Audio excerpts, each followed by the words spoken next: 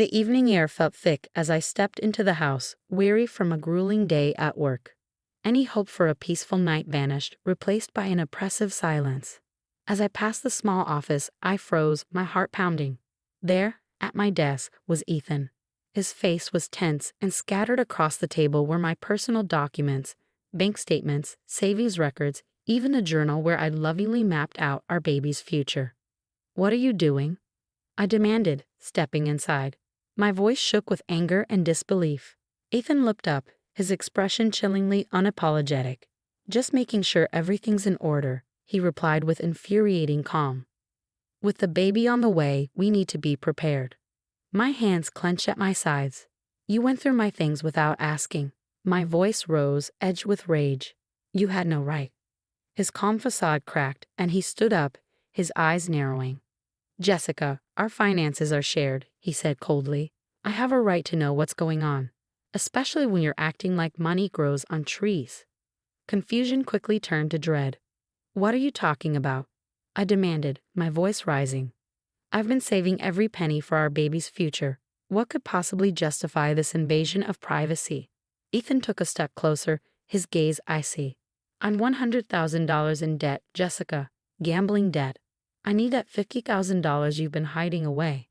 We have to fix this before it destroys us." The room spun around me as his words sank in. The savings I carefully set aside to secure our baby's future were now the target of his reckless choices. "You're not using that money," I managed to say, my voice trembling. "That's for our child." Ethan's face twisted with anger. "You're being selfish," he shouted, his voice echoing through the room. "This is about survival." Before I could react, his hand shot out, striking me hard across the face. The force of the blow sent me stumbling back, my cheek stinging with sharp, fiery pain. Shock and fear gripped me as he grabbed my shoulders, shoving me against the wall. Pain shot down my spine, and my heart raced. "You think you can defy me?" he hissed, his grip tightening.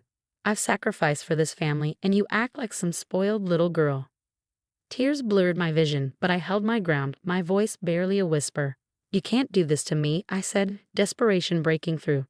Mustering every ounce of strength, I pushed him away and staggered out of the room. I bolted outside, the cool evening air hitting my tear-streaked face as I stumbled into my car. Locking the doors, I sat there, gasping for breath. My body shook, but the instinct to protect my baby burned fiercer than my fear. I had to get away. The next morning, I met my best friend Olivia at our usual coffee shop, the bruise on my cheek glaringly fresh. Her eyes widened with horror when she saw me, and she pulled me into a gentle hug. "Jessica, what happened?" she asked, her voice barely a whisper.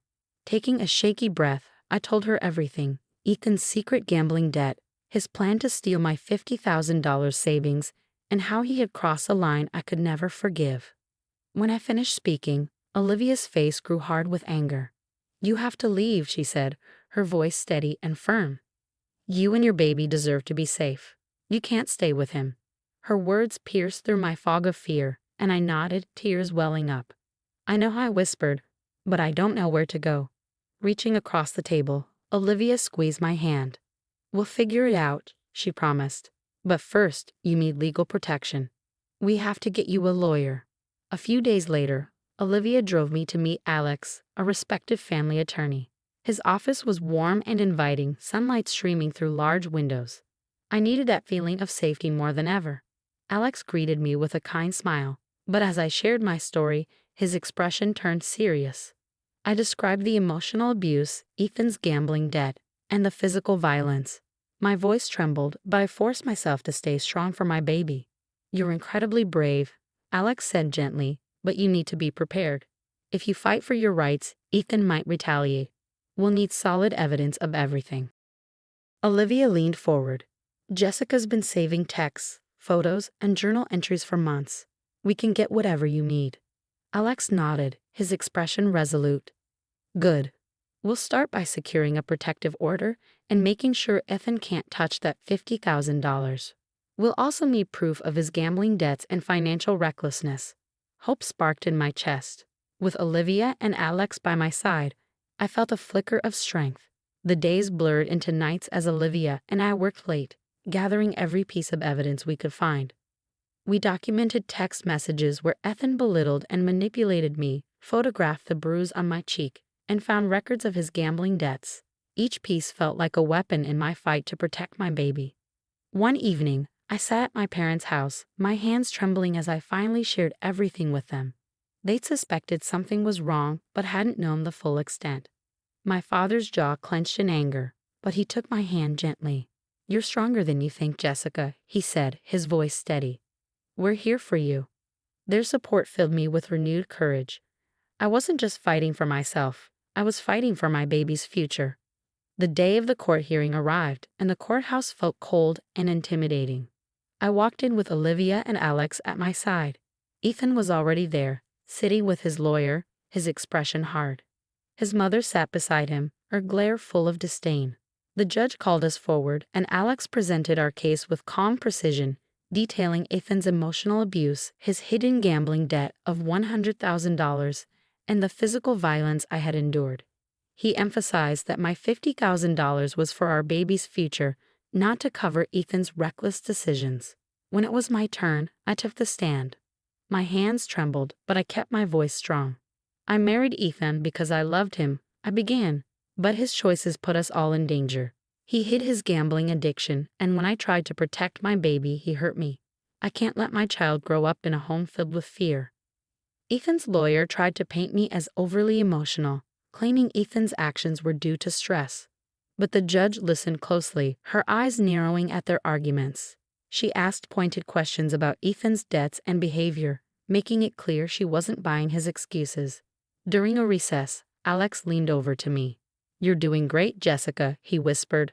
"Stay strong. The judge is paying attention to the facts." From across the room, Ethan glared at me, but I held my head high. I wasn't afraid anymore. I was fighting for my baby and our future. When the judge finally delivered her verdict, she looked directly at Ethan. "Your actions are inexcusable. You are hereby sentenced to 5 years in prison for assault and financial misconduct, and you must pay a $5,000 fine to Jessica for damages." Relief washed over me as the nightmare ended and justice prevailed. The weeks that followed were filled with emotions and adjustments. With Ethan imprisoned and legally barred from contacting me, a sense of safety gradually returned to my life. My parents opened their home to me, offering unwavering support as I prepared for my baby's arrival. Olivia stayed by my side, her presence a constant source of strength. Together, we transformed one of the spare rooms in my parents' house into a beautiful nursery. We painted the walls a soothing pastel blue, decorating with cheerful animal prints. Each small step, hanging curtains, arranging baby clothes, setting up the crib, felt like reclaiming a part of myself I'd lost. Yet despite this newfound peace, there were still nights when fear crept in. Nightmares sometimes pulled me back to memories of Ethan's rage, and I would wake up gasping, clutching my belly as if to shield my unborn child from the darkness of the past. As the autumn leaves drifted gently outside, I sat on the back porch with my father, a cool breeze carrying the scent of change. For the first time in a long while, I felt hopeful. My father, a man of few words, turned to me, his voice filled with quiet pride. "You've been through hell, Jessica, but you're stronger because of it. Your mother and I are so proud of you." Tears filled my eyes, tears of gratitude. "Thank you, Dad," I whispered. "I don't think I could have made it through without you and Mom." He placed a gentle hand on mine. "We're here for you always." A few weeks later, Olivia surprised me with a small, intimate baby shower. Only my closest friends and family were there, filling the living room with laughter, love, and pastel-colored decorations. We played silly games, shared memories, and for the first time in what felt like forever, I let myself feel truly happy. That evening, after everyone had left, Olivia and I sat on the couch surrounded by gifts, baby clothes folded neatly in a pile.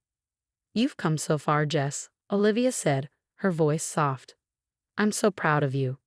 Looking at the gifts and the colorful wrapping paper, I felt a wave of gratitude. "I couldn't have done it without you," I replied, my voice thick with emotion. "Thank you for being there, for believing in me." Olivia smiled, tears glistening in her eyes. "Always."